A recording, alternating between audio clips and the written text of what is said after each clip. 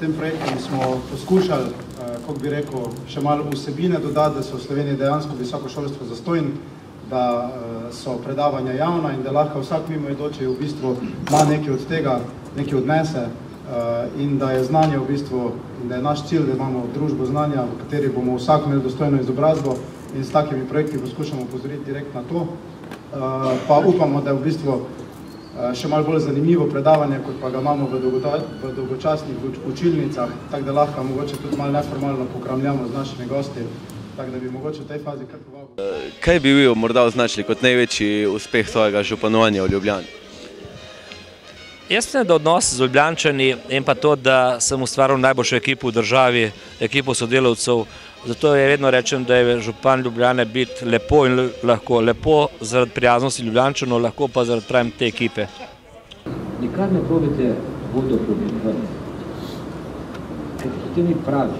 Vsak si mora svojo osebo podelati, podrediti ta način življenja in enostavno, takrat, ko si čim bolj naraven ali pa najbolj naraven, takrat lahko tudi nekaj zagovarjaš.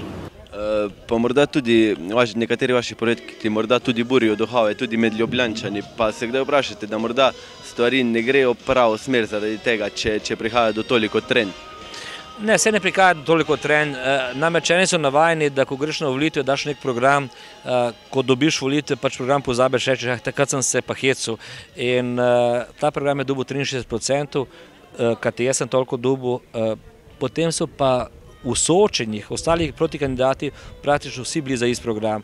In oglašajo se običajno tisti, ki so z nečem nezadovoljni, ki nasprotujejo, tisti, ki pa to podpirajo, so običajno tiho. Tako da program, ki je dobil realizacijo in jaz za njem stojim, sem tudi povedal, da bomo to naredili, bo tudi narejen. Pa mislite, da bi se morda lahko drugi župani v Sloveniji od vas kaj naučili?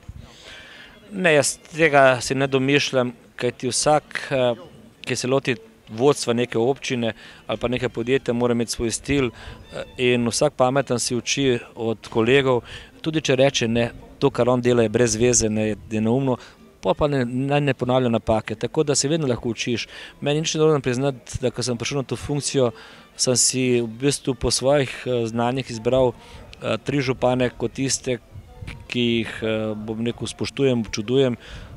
Župan Dunaja Hojpel, ki je postal prav prijatelj moj, župan Moskve Luškov, in ko sem bil tam, je bilo zelo zanimiv pogovor, in pa župan New Yorka, no, do tam še nisem prišel. Najlepše hvala za odgovor in zanimivo predavanje. Pozdrav Mariboru, srečno. Študentska leta so tista objektivno najljubša leta.